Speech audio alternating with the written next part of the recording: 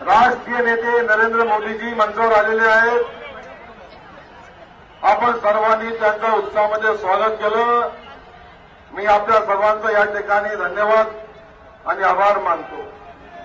मी माझा भाषण घेत असताना आमचे राष्ट्रीय नेते प्रधानमंत्री पदाचे उमेदवार सध्य नरेंद्र मोदीजींना मी या ठिकाणी आता जिल्ह्याबद्दल सांगेन. नरेंद्र मोदी जी, मैं आपके लिए मैं इतना कहूंगा कि जहां पर आप चंद्रपुर लोकसभा मतदार संघ चुनाव क्षेत्र में आए हुए हैं, साथ में यहां पर जिला गढ़चिरौली लोकसभा मतदार संघ के भी उम्मीदवार हमारे अशोक नेते जी भी हैं. इन दोनों लोकसभा चुनाव क्षेत्र में जो अधिक समस्या है उसमें नक्सलग्रस्त एरिया माना जाता है और आदिवासी बंधुओं की यहां पर बहुत बड़ी संख्या तादाद में रहते हैं.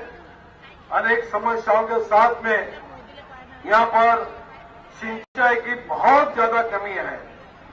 फॉरेस्ट एक्ट की वजह से यहां पर किसान सिंचाई से वंचित है. बेरोजगारी बहुत बड़ी संख्या में है. नक्सलियों के हमेशा हमले होने से विकास के कार्य को गति नहीं मिलती है. राज्य सरकार इसमें किसी प्रकार का काम नहीं करती है. मैं जिले की उन किसानों की भी बधाई आपको जान के आप कि चंद्रपुर को लगा हुआ यवतमाळ जिला जो मेरे लोकसभा क्षेत्र में आता है, वहां पर देश में सर्वाधिक किसान आत्महत्या करते हैं. आप पिछले हफ्ते में उस क्षेत्र में आकर आपने विजिट भी की है. उन विधवा महिलाओं को आपने मिले भी है, उनको आपने उनके बारे में कुछ करने की बात भी कही थी. मैं आपको यहाँ के किसान जो पैडी और कॉटन का उत्पादन करते हैं, इन किसानों को उचित मूल्य नहीं मिलता और खेती के लिए उचित मात्रा में सिंचाई की व्यवस्था नहीं होने से यहाँ पर किसान हर दिन गरीब होते जा रहे हैं. देश में जितनी बेरोजगारी है उसका प्रमाण चंद्रपुर में भी बहुत अधिक है. मैं आपसे विनंती यही कहूंगा, आपको प्रधानमंत्री बनाना जनता ने तय किया हुआ है. आपको प्रधानमंत्री बनाने के लिए मेरे चंद्रपुर गढ़चिरौली जनता और यवतमाळ जिले की जनता यहां पर आई हुई है. आप जब भी प्रधानमंत्री बनेंगे तो हमारे किसानों के हाल को सुधार करने के साथ यहां पर नक्सल मूवमेंट को रोकने के साथ में यहाँ के आदिवासी भाइयों को भी आप न्याय देंगे. और देश में जो बेरोजगारी की समस्या है, आपने जितना अच्छा काम गुजरात में बेरोजगारी कम करने के लिए किया है, वही पैटर्न आप भारत देश देखना चाहता है ताकि हर परिवार में नौजवानों को रोजगार मिले और देश की गरीबी कम होने का एक मात्र उपाय है कि हर नौजवान के हाथ को काम मिले. जो नारा आपने दिया, और हाथ को काम हर खेत को पानी, यही मांगने के लिए जनता आपके सामने आई हुई है. मैं आपसे इतना कहूंगा, आप प्रधानमंत्री जल्दी बनिए और देश को मुख्य प्रवाह में लाते समय सबको समान विकास देने के लिए आप काम करना है. आप अवश्य करने वाले हैं. मैं आपको एक बहुत अच्छी और मेरे जिले के लिए बहुत ऐसी अच्छी घटनाएं देश में आजादी के पूर्व में एक आदिवासी योद्धा जो शहीद बाबूराव शर्मा के नाम से जाने जाते थे, उन्होंने अंग्रेजों के साथ में युद्ध किया और 100 से अधिक अंग्रेजों को मौत के घाट उतारा था. उस आदिवासी की प्रतिमा मैंने आपके राइट हैंड में इसलिए लगाई है कि उन्हें यहां पर 1857 में यहां पर खुली एक पीपल के पेड़ पर फांसी दी गई थी. उस आदिवासी के प्रति में हमेशा नम्रता के साथ में, आदर के साथ में उस शहीद के प्रति आदरांजलि हम देश की जिले की जनता मानते हैं. मैं उनके लिए आपसे इतना कहूंगा, जहां पर उनकी यहां फांसी दी गई थी, उस स्थान को आप राष्ट्रीय स्मारक बनाने के लिए एक विशेष रूप यहां पर घोषणा करेंगे. इतना कहता हूं और आपको यहां आने पर मैं आपका स्वागत करते हुए मेरे जिले की जनता को आप मार्गदर्शन करते समय इन्हें निश्चित ही आप आगे के दिनों में सम्मान के साथ में जीने के लिए, आर्थिक उत्थान के लिए आप कहेंगे. इतना कहकर आपने 2 शब्द रोकता हूं. धन्यवाद. देशाचे भावी पंतप्रधान माननीय नरेंद्रजी मोदी मंचावर उपस्थित झालेले आहेत.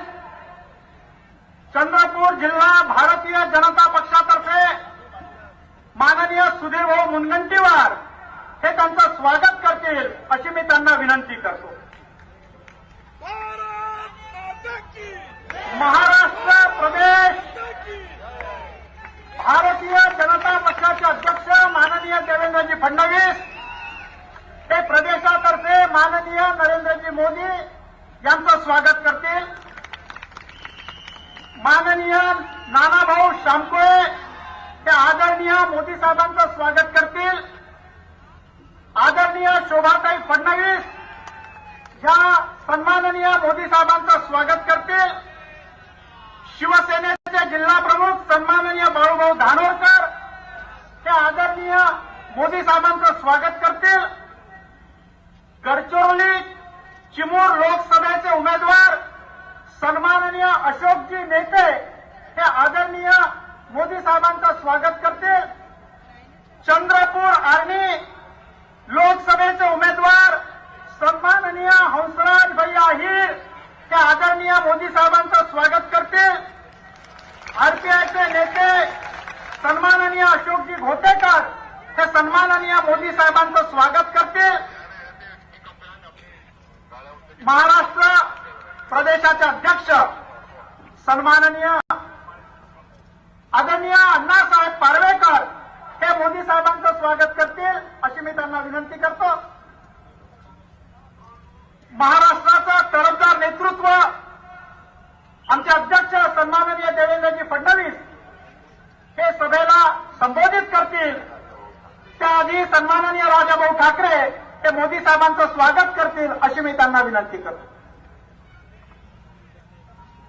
मंचावर उपस्थित आपल्या सर्वांच्या मनातले पंतप्रधान माननीय नरेंद्र मोदीजी, भाजपचे पूर्व अध्यक्ष सुधीरभाऊ मुनगंटीवारजी, ज्येष्ठ नेत्या शोभाताई, आपले उमेदवार हंसराज भैया अहिर, आपले दुसरे उमेदवार अशोकजी नेते, मंचावर उपस्थित नानाजी शामकुळे, अतुलभाऊ देशकर, बाळूभाऊ धानोरकर, आरपीआयचे नेते मंडळी, त्याचप्रमाणे राजाभाऊ ठाकरे, सर्वच मंचावर उपस्थित पार्वेकरजी आणि सर्व प्रमुख पदाधिकारी आणि या ठिकाणी उपस्थित सर्व माता भगिनी आणि बंधूंनो, काल महाराष्ट्राचे मुख्यमंत्री विदर्भामध्ये आले होते आणि विदर्भामध्ये आल्यानंतर महाराष्ट्राचे मुख्यमंत्री म्हणाले की मोदींनी विकासावर माझ्याशी चर्चा करावी.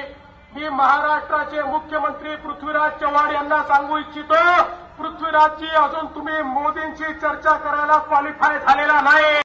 पहिल्यांदा तुम्ही देवेंद्र फडणवीस, सुधीर मुनगंटीवार, विनोद तावडे यांच्याशी चर्चा करा. पहिले उत्तर द्या.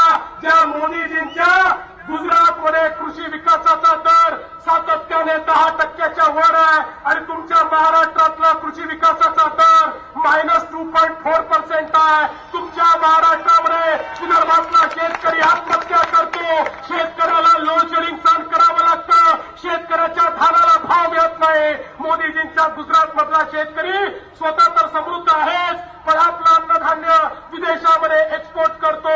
त्यामुळे तुम्ही मोदीजींची आपली तुलना करू नका. 15 वर्षात महाराष्ट्राचा तुम्ही सत्यानाश केलाय. त्यामुळे महाराष्ट्रामध्ये तुम्हाला या ठिकाणी बोलण्याचा अधिकार नाही आहे. मी मोदीजींना एवढीच विनंती करणार आहे, मोदीजी चंद्रपूर, गडचिरोली या जिल्ह्यांनी आपली वनं राखली आहेत. गडचिरोली जिल्ह्यावरचं विशेषत्वाने वनं राखल्यामुळे अन्याय झालाय. आज त्या ठिकाणी उद्योग येत नाही, सिंचन येत नाही. ज्यांनी वनं राखली त्यांना नक्षलवादाचाच केवळ सामना करावा लागतो. आणि मी आपल्याला विनंती करतो, आपण पंतप्रधान झाल्यानंतर ज्या लोकांनी वनाची राखण केली त्यांना रोजगार मिळाला पाहिजे, त्यांचे त्या ठिकाणी विकास झाला पाहिजे. याकरता आपण गडचिरोली सारख्या जिल्ह्यांना विशेष स्टेटस द्यावं अशा प्रकारची विनंती आपल्याला करतो. आणि या सगळ्या समस्या आपण निश्चितपणे सोडवाल हा विश्वास या ठिकाणी व्यक्त करून माझे 2 शब्द संपवतो. धन्यवाद. जय हिंद, जय विदर्भ. देश का नेता कैसा हो,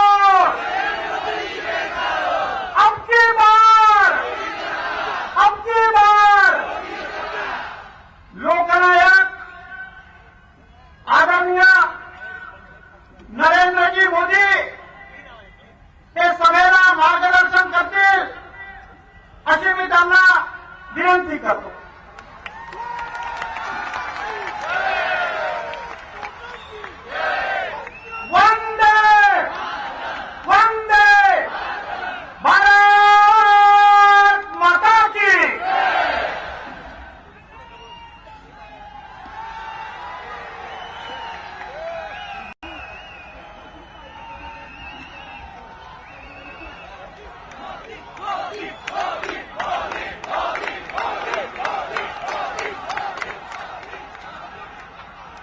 मंचावर बसलेले प्रदेश अध्यक्ष श्रीमान देवेंद्र जी, हमारे पूर्व अध्यक्ष सुधीर जी, लोकसभा के उम्मीदवार श्री हंसराज जी आहिर, गढ़चिरौली के उम्मीदवार श्री अशोक नेते जी, आदरणीय शोभाताई, आमदार श्री नाना जी, श्री बाबुल जी, मंच पर विराजमान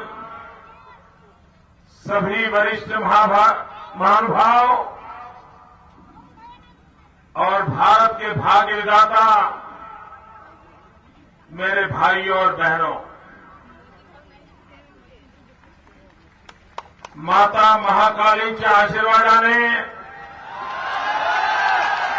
पावन झालेला चंद्रपूर नगरीला माझा प्रणाम. महाराष्ट्रातील जंगल जीवन ठेवण्याच्या गडचिरोली जिल्ह्यातील आदिवासी संस्कृतीला माझा शत प्रणाम.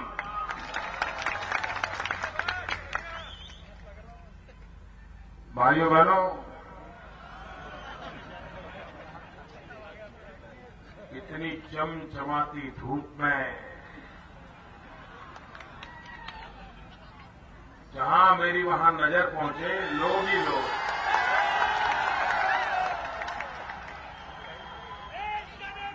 ये बॉर्डर के बाहर है उनको सुनाई देता है,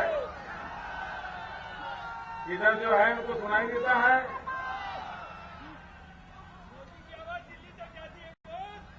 भाइयों बहनों, इस चमचमाती धूप में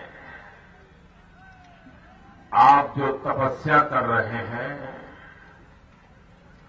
मैं आपको शत नमन करता हूं.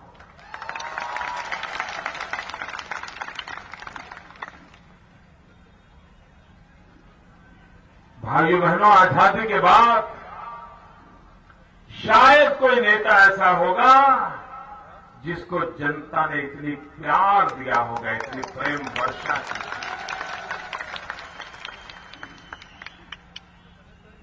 भाइयों बहनों,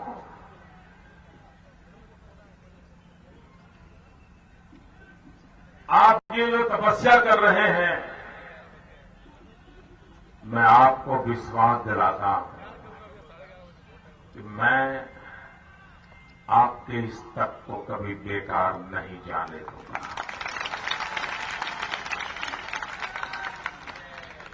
गढ़चिरौली हो या चंद्रपुर हो, भाइयों बहनों, इस तपस्या को, आपके इस प्यार को मैं ब्याज समेत विकास करके लौटाऊंगा.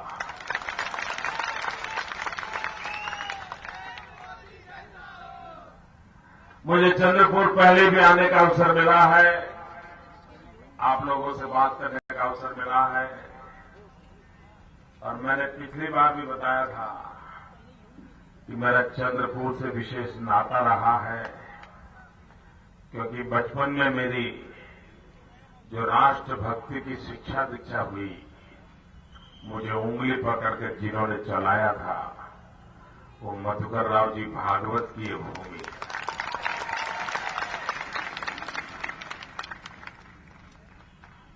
और इसलिए जिन्होंने मैं संस्कार दिए, शिक्षा दीक्षा दी, वो भूमि हमारे लिए तीर्थ भूमि बनी जाती है. भाइयों बहनों, मैं जानता नहीं हूं कि महाराष्ट्र के इलेक्शन कमीशन का एक बात पर ध्यान गया है कि नहीं गया है, और मैं आग्रह करूंगा कि महाराष्ट्र का इलेक्शन कमीशन और भारत का इलेक्शन कमीशन इस बात को बहुत गंभीरता से ले।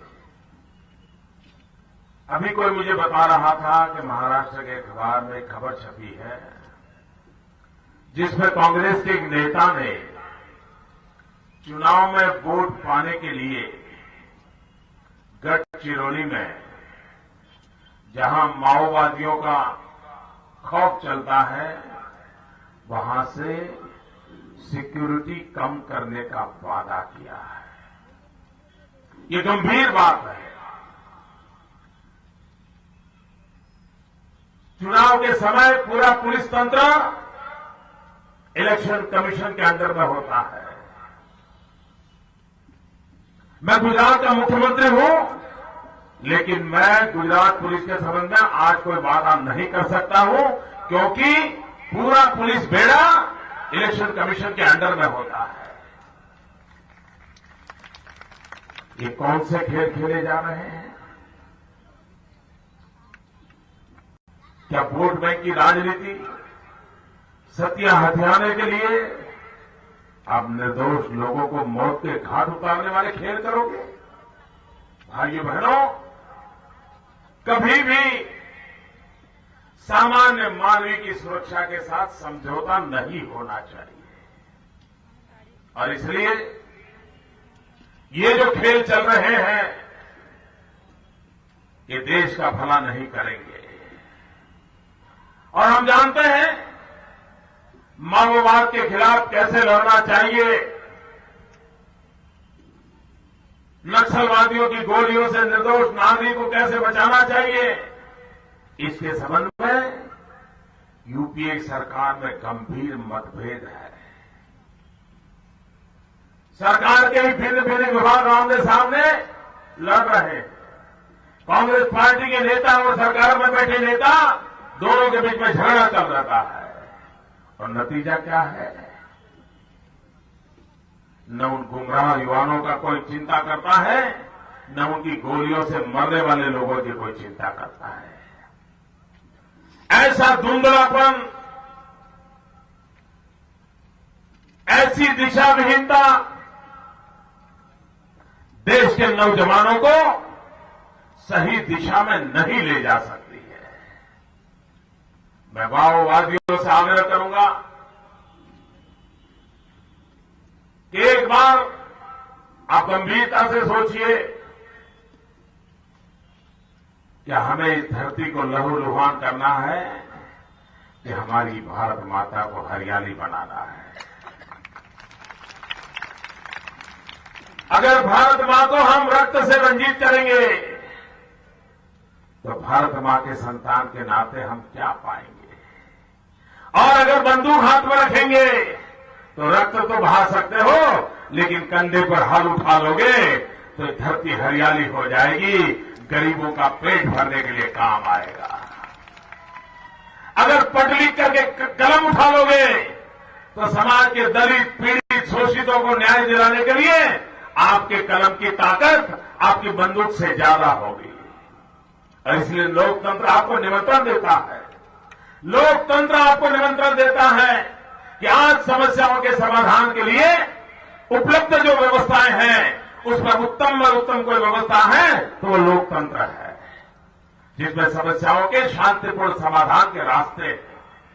और इसलिए भाइयों बहनों, खून बहा करके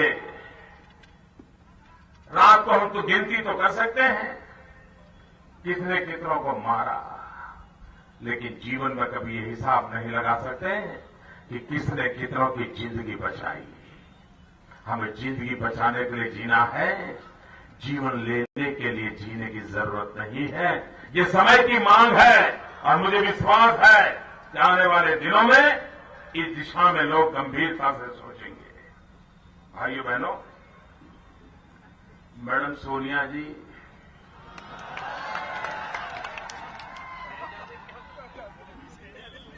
मैडम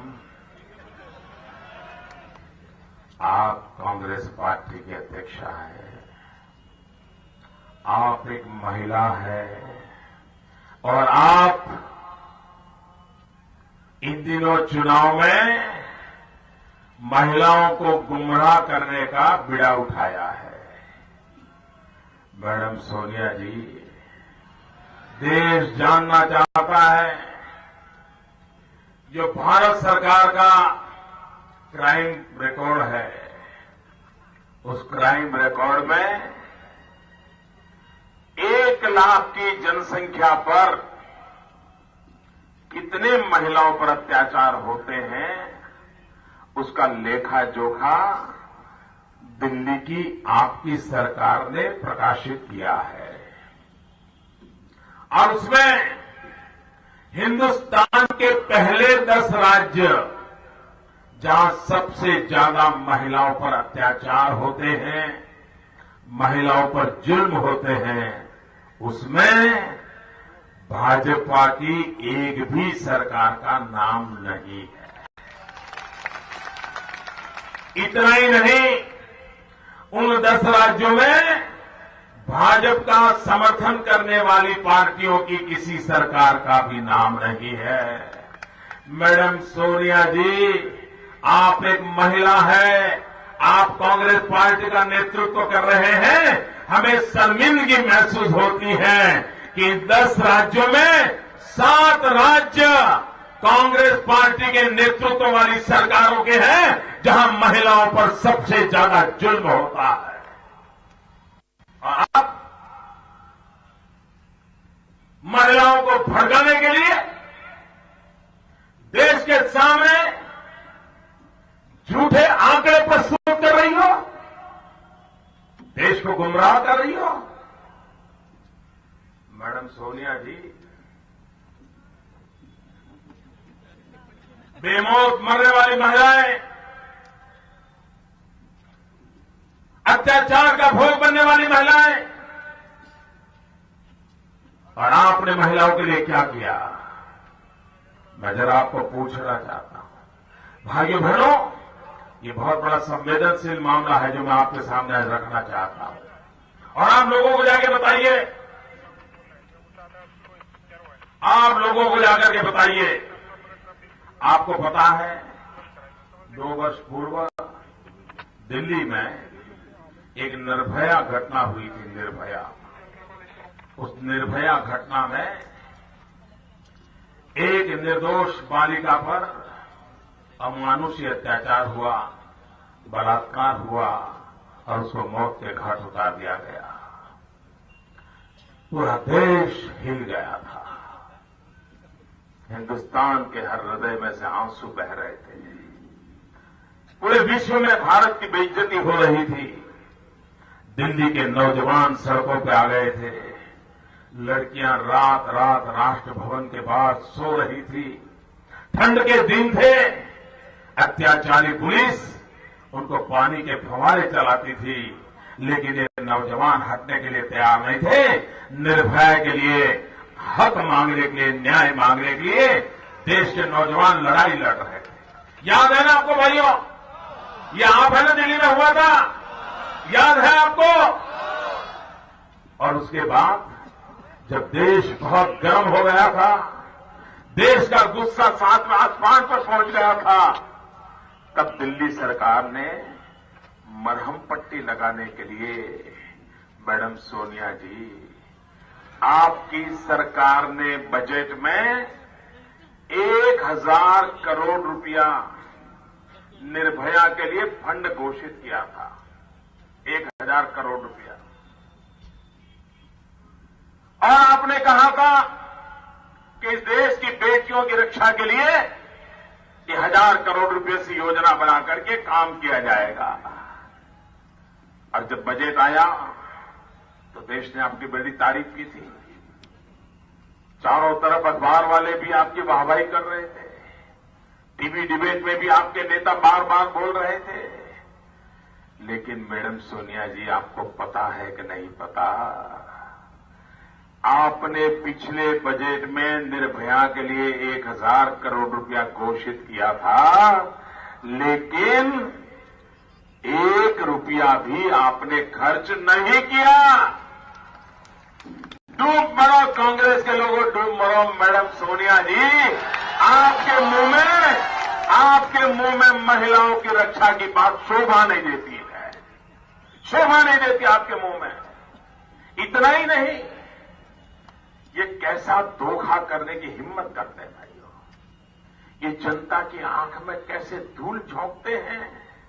और अब तो कांग्रेस वालों ने धूल झोंकना बंद किया है, क्योंकि उनको मालूम है जनता की आंख में धूल झोंकने के बाद भी जनता को दूर की बात दिखाई देने लगी है।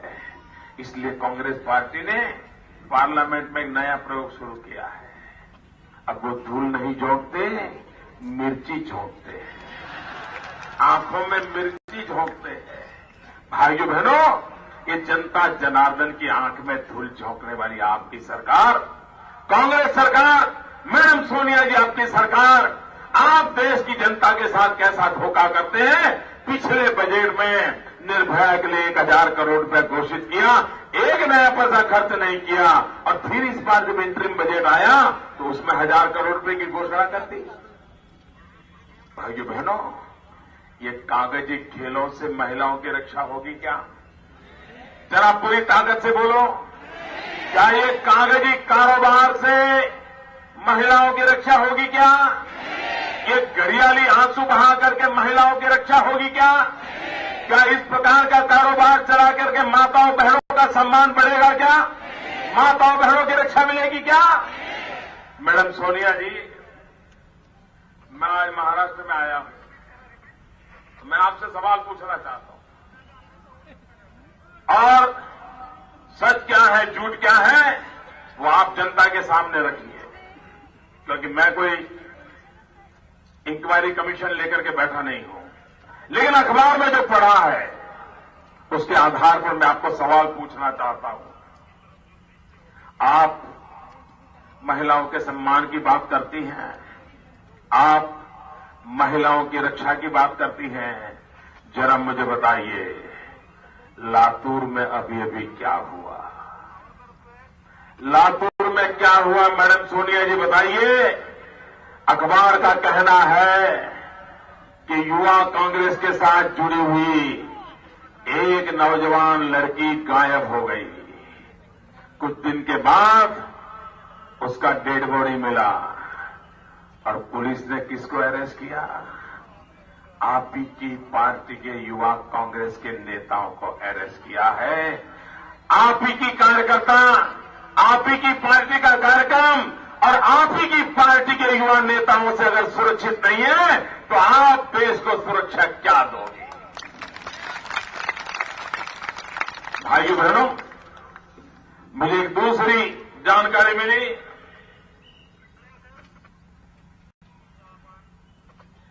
विलासराव देशमुख के बेटे अमित देशमुख के जन्मदिन की पार्टी थी। उस पार्टी में एक महिला गई थी और वही महिला की जो मैंने बात बताई वो इस पार्टी में गई थी। दूसरी एक मुझे जानकारी मिली, एक खानाबदोश जनजाति की जाति की बेटी, वो अभी भी मिल नहीं रही है, क्या हुआ पता नहीं, और वो भी कांग्रेस के कार्यक्रम में कांग्रेस की कार्यकर्ता। क्या आप महिलाओं को इस प्रकार से सुरक्षा देगी? क्या ये तौर तरीके आपके महिलाओं को सुरक्षा देने के? और इसलिए भाइयों बहनों, मैडम सोनिया जी, आप महिलाओं के नाम पर इस देश को गुमराह करने की कोशिश मत कीजिए। और आपके कांग्रेस के टॉप मोस्ट लीडर तंदूर कांड अभी तक देश भूला नहीं है, तब से लेकर के लातूर कांड तक ये सिलसिला चलता रहा है। एक समय था नागपुर के रेलवे स्टेशन पर युवा कांग्रेस के अधिवेशन के समय क्या हुआ था?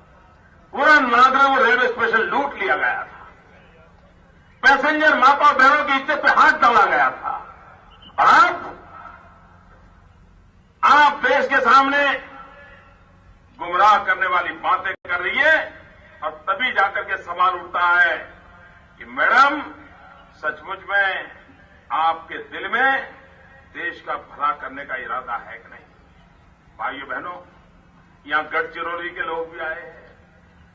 मैं जरा पूछना चाहता हूं मेरे भाइयों बहनों, आप मुझे जवाब देंगे ठीक से? पूरी ताकत से जवाब देंगे? जो दूर दूर बैठे हैं वो भी देंगे?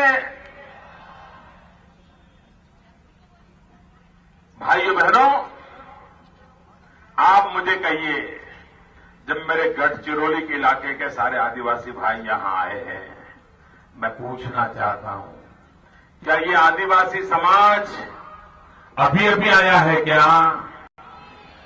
बताइए ना। नहीं ना?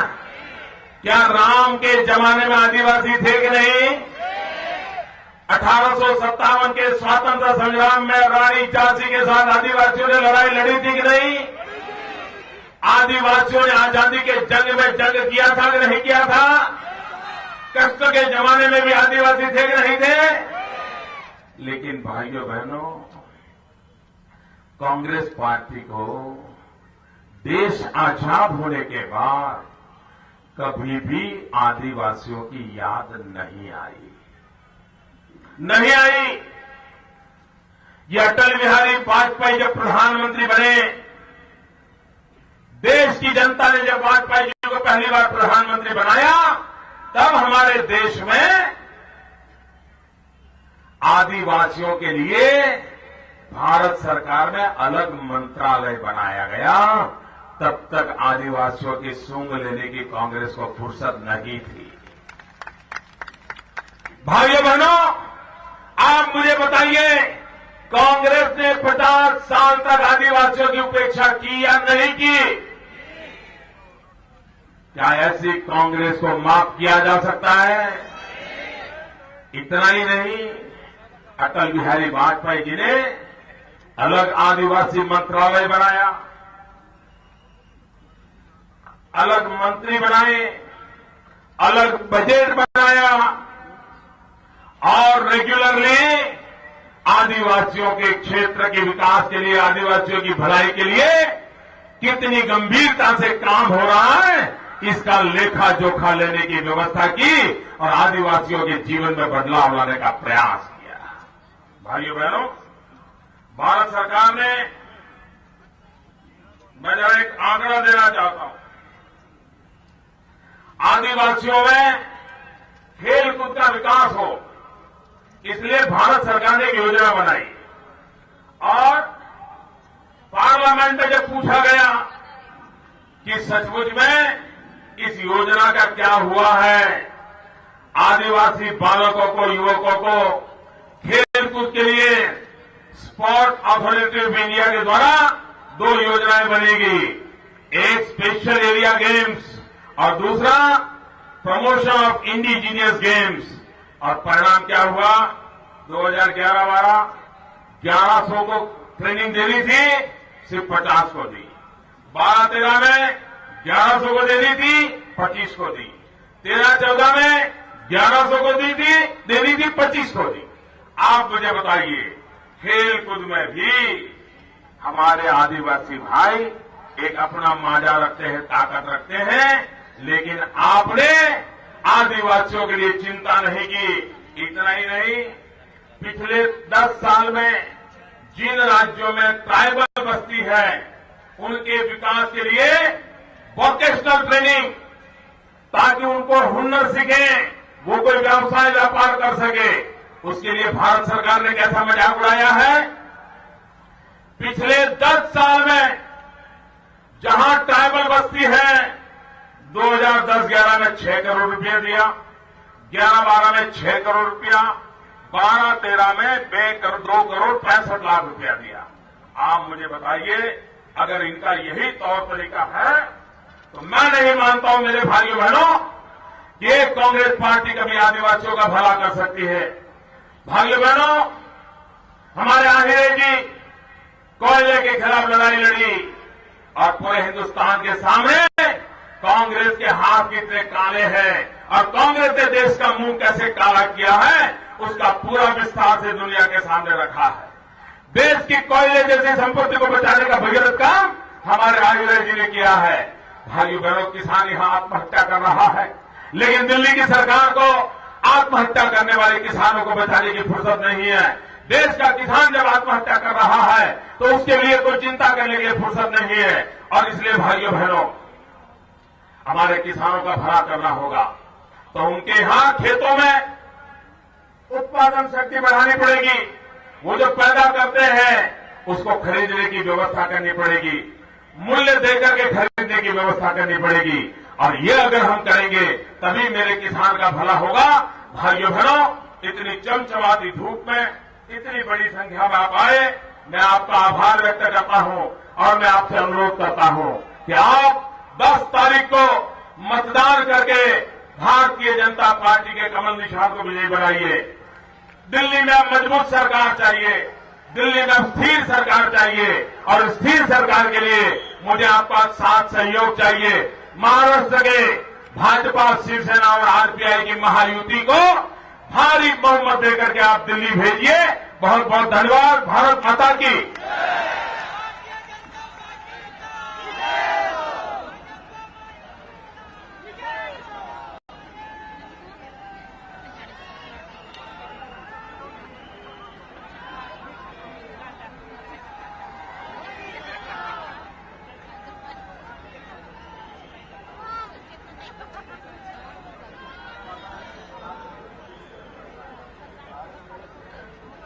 इधर देखो दीदी, इधर देखो अभी मेन अभी है। आभार प्रदर्शन किशनजी नागदेवे करतील।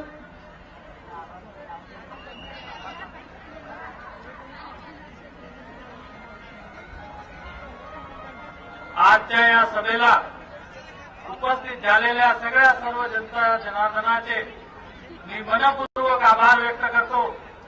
आज या जाहीर सभेला माननीय नरेंद्र मोदीजी उपस्थित झाले, त्यासोबतच सगळे वरिष्ठ नेतागण, महायुतीच्या सगळ्या पदाधिकारी नेत्यांचे मी मनपूर्वक भारतीय जनता पार्टीच्या वतीने आभार व्यक्त करतो आणि आजची सभा समाप्त झाली असे जाहीर करतो।